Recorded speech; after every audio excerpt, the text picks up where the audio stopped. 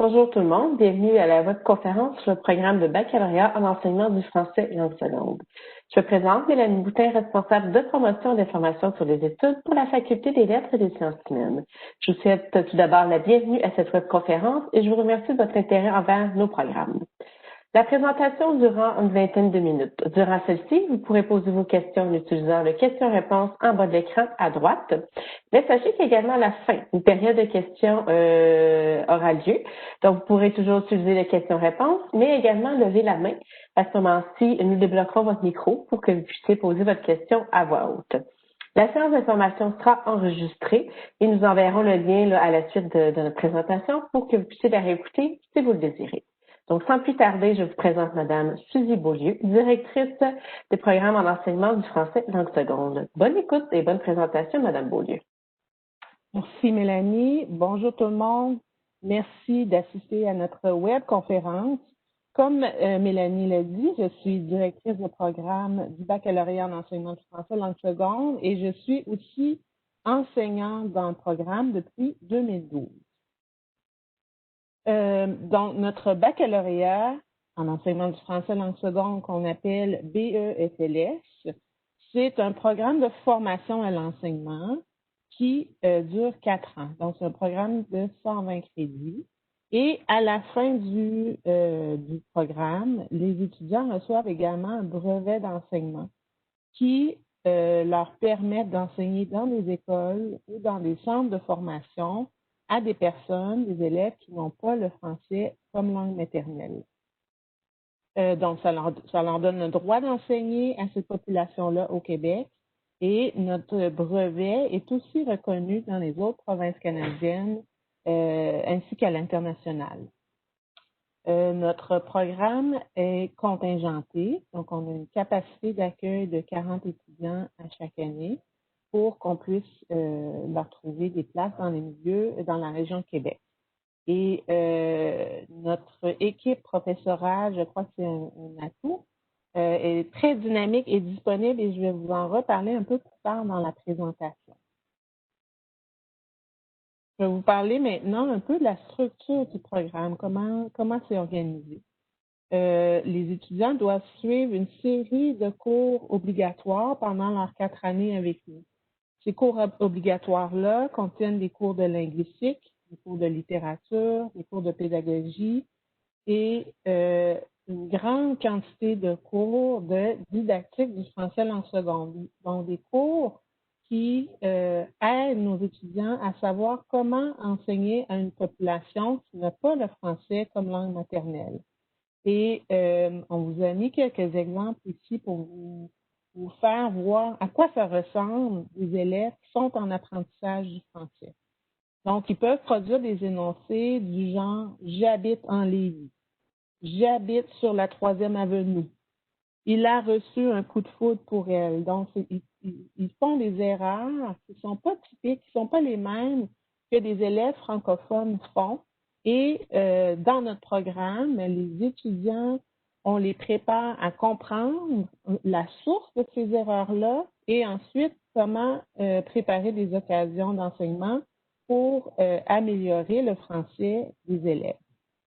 Bien sûr, là, je vous ai présenté des erreurs de langue, mais comme les élèves peuvent venir d'autres cultures, il se peut qu'on ait aussi à leur enseigner ou à leur faire connaître les codes culturels du Québec. Donc, on doit aussi les préparer à ça. Donc, première série de cours obligatoires qui est suivie par une autre série de cours optionnels, ceux-là. Et ils sont de 3 ordres. Donc, nos étudiants peuvent suivre des cours qui les aident à développer une plus grande connaissance de la langue et des cultures d'expression francophones. Ensuite, on leur demande aussi d'aller se chercher une formation complémentaire parce qu'ils peuvent être appelés à enseigner en français des matières scolaires à des élèves qui ne parlent pas français. Donc, on leur demande d'aller chercher une formation peut-être en univers social, en mathématiques, en éthique et culture religieuse. Et dernièrement, on leur demande aussi de faire un cours de langue étrangère, donc une langue loin du français, pour qu'ils se remettent eux-mêmes dans la peau d'être un apprenant et qu'ils puissent faire preuve d'empathie, se rappeler ce que c'est ne pas connaître une langue et bien adapter leurs interventions à leurs élèves. Ensuite, le dernier volet qui compose notre programme, c'est la formation pratique. À chaque année, nos étudiants ont un stage. Les 2 premiers stages dans les 2 premières années sont des stages d'observation dans 2 milieux différents. Et plus ils avancent, rendus en 3e année, ils prennent de plus en plus en charge la classe dans laquelle ils ont été jumelés. Et le dernier stage, c'est un stage très long dans lequel ils prennent entièrement en charge la classe. Donc, typiquement, les stages se font dans la grande région de Québec, mais s'ils sont intéressés à aller à l'extérieur, dans une autre province canadienne ou à l'étranger, on peut aussi les placer dans un de ces milieux-là qui les intéresse. Les stages, de façon plus précise, ils se font aux 3 ordres. Donc, ils peuvent se faire au primaire et au secondaire. Et dans les 2 cas, nos étudiants, vont être placés soit dans une école anglophone où ils vont enseigner le français, ou dans une école francophone qui accueille un nombre important d'élèves non francophones et qui sont inscrits dans un programme d'intégration linguistique, scolaire et sociale. À l'ordre des adultes, c'est un peu différent. C'est un programme juste pour les nouveaux arrivants qui s'appelle le programme de francisation pour les nouveaux arrivants. Et aux adultes, on a 2 populations possibles. On a les adultes scolarisés qui viennent typiquement de l'immigration économique et on a des élèves qui sont peu ou non scolarisés qui sont typiquement des réfugiés. Donc, à la fin de leur parcours avec nous et à la fin de leur stage, nos étudiants ont vu plusieurs types d'apprenants de tout âge, ce qui leur permet d'avoir un bagage très important et de bien savoir où ils veulent, dans quel milieu ils veulent s'intégrer par la suite. C'est aussi possible pour nos étudiants. Typiquement, nos étudiants aiment voyager, sont intéressés par les cultures. Donc, ils aiment avoir l'occasion de pouvoir aller à l'étranger. Ils peuvent le faire, comme je vous ai dit, grâce à un stage, mais ils peuvent aussi s'inscrire au profil international qui leur donne le droit d'aller faire une session d'études à l'étranger. Donc, en gros, cette diapo-là vous présente comment le programme est organisé. Donc, il y a une très grande partie des cours qui portent sur des cours d'enseignement, de didactique. Donc, par exemple, des cours d'initiation à la didactique des langues, cours de gestion de classe, cours sur les élèves en difficulté au primaire, au secondaire, qui donnent les fondements de l'enseignement à nos étudiants. Cette formation-là est appuyée par d'autres fondements plutôt en contenu disciplinaire, donc sur la langue française ou sur les autres matières à enseigner. Donc, on pourrait avoir des cours comme concept linguistique en didactique des langues, littérature jeunesse, etc. Et la partie pratique se fait lors de stages. Comme je vous disais tout à l'heure, il y en a un par année.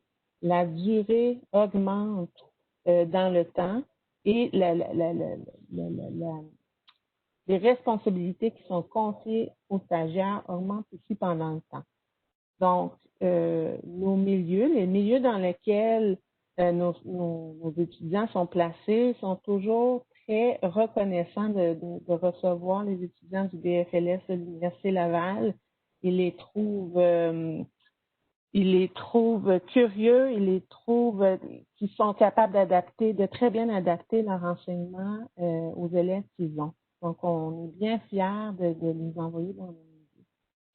Et cette structure-là que je viens de vous présenter, elle n'est pas différente des autres programmes de formation à l'enseignement, et des autres programmes de français langue seconde dans la province.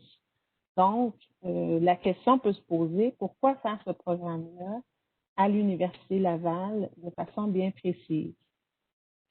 Et je pense que ce qui nous distingue des universités montréalaises qui offrent le même programme que nous, c'est que nous sommes petits. Donc, comme je vous disais au départ, notre programme est contingenté. On accepte 40 étudiants par année, ce qui fait que c'est un nombre assez restreint pour qu'il y ait un esprit de cohorte qui se crée, mais également un esprit de programme. Du côté du corps professoral, on est aussi une petite équipe. Donc, on est 3 professeurs, 2 chargés de cours qui interviennent beaucoup dans le programme et on se parle beaucoup, on discute des choses qu'on peut améliorer dans le programme, on rêve de ce qu'on peut mettre en place dans les années à venir. On parle beaucoup avec nos étudiants qui sont sur le comité de programme.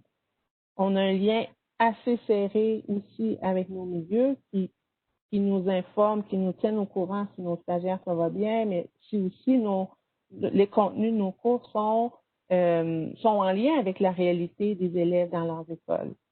Et comme on a un lien serré avec nos étudiants, bien sûr, ça se transfère avec un lien serré avec nos finissants qui nous tiennent eux aussi au courant, qui nous rapportent comment la transition entre le bac et leur arrivée dans le milieu s'est passée. Et tout ça, on se nourrit continuellement les quatre corps de personnes ici. Et là, je vois notamment les finissants que moi, quand je suis arrivée, les personnes qui étaient finissantes cette année-là, ils commencent maintenant à être des professeurs associés qui accueillent nos stagiaires actuels. Et là, ben, la synergie est très grande à ce moment-là. Donc, je pense que c'est ça. C'est le fait qu'on est un petit milieu et qu'on a des liens tissés serrés, je crois que c'est ça la force du programme de l'Université Laval. Je vous parlais dans la diapo précédente des finissants. On a un taux de placement exceptionnel. Nos finissants se trouvent des emplois. Ils se trouvent des emplois pas mal dans la ville ou la région où ils veulent travailler. Donc, évidemment, on a une grande partie de nos finissants qui sont dans la ville de Québec, dans la région de Québec, mais aussi dans les régions autour, dans Bas-Saint-Laurent, Chaudière-Appalaches, on en a en Montérégie, dans les Laurentides. On en a quelques-uns qui se sont trouvés un emploi dans l'Ouest canadien, quelques-uns en Alberta, quelques-uns en Colombie-Britannique. On en a une qui est en Louisiane, qui travaille dans une école d'immersion française en Louisiane. Et notre finissante qui est la plus loin, elle est en Australie. Elle aussi travaille dans une école d'immersion là-bas. Donc, les perspectives d'avenir pour nos étudiants au terme de leur formation sont très bonnes. Donc, quelles sont les conditions d'admission pour être admis au BFLS? C'est assez simple. Donc, si on est au cégep, tout étudiant qui a un DEC peut faire une demande d'admission. On accepte aussi les candidatures adultes. À ce moment-là, le bureau du registraire fait une étude du dossier et décide si une scolarité préparatoire ou non est nécessaire pour pouvoir s'inscrire dans le programme. Ensuite, tout le monde, comme dans tous les programmes de formation à l'enseignement, les étudiants doivent faire à l'entrée un test de connaissance du français. Le premier test qu'ils doivent faire, c'est le TFLM. Et ce test-là va déterminer s'ils doivent suivre des cours, j'oublie le mot, pas contributoire, mais complémentaires en français pour améliorer leurs connaissances. Et à la fin de leur deuxième année, début de leur troisième année, ils doivent faire un autre test, le TEC-T, et celui-là, ils doivent le réussir s'ils veulent commencer leur stage de prise en charge. Donc, le deuxième test, c'est une condition pour obtenir le brevet d'enseignement également. Ensuite,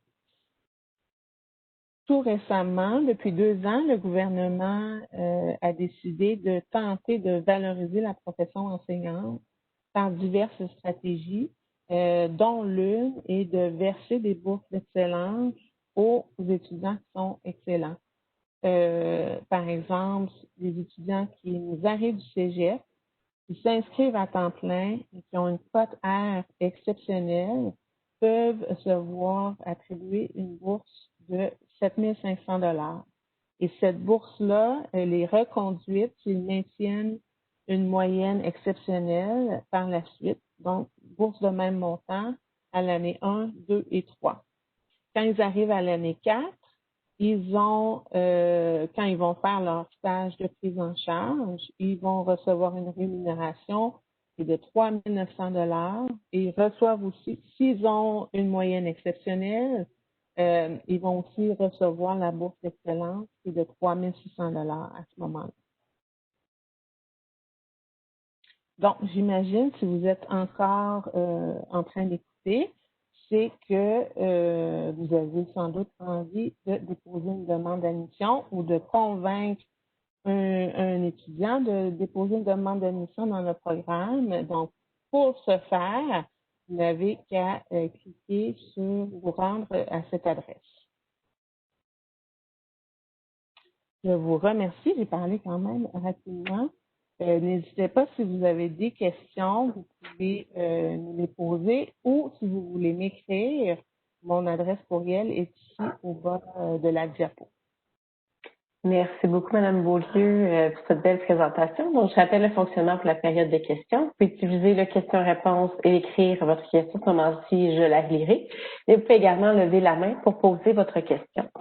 J'ai eu une question durant la présentation, Mme Beaulieu, au sujet du brevet. Donc, comme on a vu, il y a des cours au niveau du primaire et secondaire. Donc, est-ce que le brevet est double à ce moment-là ou on doit choisir le niveau d'enseignement souhaité par la suite? Non, c'est une très bonne question. En fait, au BFLS, on a le mandat de former les étudiants pour le primaire et le secondaire. Donc, à ce moment-là, on ne choisit pas et l'option aux adultes est optionnelle. Donc, nous, on la suggère fortement parce que le taux de placement dans les centres de formation aux adultes est très grand et on le suggère à nos étudiants d'aller se chercher cette formation-là, mais elle n'est pas nécessaire pour obtenir le brevet. Ça répond bien à votre question. Oui, bien, en somme, ce que je comprends, c'est que la formation donne le brevet autant l'enseignement primaire et secondaire par la suite. Oui. Parfait. Une petite question. Une candidate qui aime beaucoup le français, qui hésite entre le programme en enseignement du français au secondaire et le programme en enseignement du français dans le second. Comment on pourrait l'aider dans sa décision? Comment j'imagine, c'est peut-être en lui précisant, c'est vraiment deux mondes différents. Donc, le français au secondaire à des francophones, c'est ce qu'on a vécu, nous, comme francophones, donc des cours qui nous amènent à mieux rédiger, à être plus performants à l'oral, tandis que au secondaire, en français langue seconde, si on est dans une école francophone, ben là, on va aider des élèves qui savent pas parler français du tout, ou très peu. Puis eux, on veut les amener à pouvoir suivre des cours avec des francophones. Donc, eux, ils vont faire des erreurs, comme je vous ai présenté dans une diapo. Ils vont dire, j'habite en Matane. Donc, des erreurs qui sont pas typiques, il faut les amener à comprendre le système du français. Il y a des élèves qui vont arriver qui n'auront pas été beaucoup à l'école dans leur pays d'origine non plus. Donc, ceux-là, en plus de leur montrer à parler français, il faut leur montrer à lire et à écrire en français. Donc, c'est ça, et puis il faut leur parler des références culturelles de leur région d'accueil ou de leur ville d'accueil. Donc, c'est pas du tout, c'est deux matières différentes. C'est le français, mais c'est deux matières différentes ou vues autrement. Les visées sont différentes. moi, ben, en fait, mon conseil, ça serait de choisir le PDF, évidemment. Mais on peut laisser l'étudiant choisir. Donc, ce que je comprends, c'est vraiment la clientèle, là, principalement, qui va être différente. Oui, donc la clientèle est différente avec des besoins très différents. Parfait, merci. Je vois une question. Tout à l'heure, on a parlé de l'importance d'aller, dans le programme, on peut aller choisir une autre langue. Est-ce qu'il y a Oui, des langues qui sont suggérées ou c'est quoi les langues qu'on peut aller chercher comme formation? si je m'en rappelle bien, on a à l'Université Laval, on a allemand, russe, japonais, mandarin. L'année dernière, on a ajouté Inuktitut. Ouais, ça. Je ne sais pas si on a arabe. Je sais que je viens de Oui. reconnaître quelqu'un qui avait fait arabe. Je ne me rappelle pas s'il l'avait fait avec nous ou non. Donc, des langues qui s'éloignent du français. OK. Donc, on pourrait pas prendre des cours d'anglais, par exemple. Ou, Pas des cours d'anglais, pas parfait. des cours d'espagnol, pas des cours de portugais. OK. Parfait. Merci. Donc, je vois plus de questions. Donc, je vais vous laisser le mot de la fin, Madame Beaulieu. Merci beaucoup. Merci tout le monde pour votre temps. N'hésitez pas, si vous avez d'autres questions, vous écoutez la présentation et d'autres questions surviennent. Mon courriel est au bas de la diapo. Écrivez-moi, ça va faire plaisir de répondre à vos questions.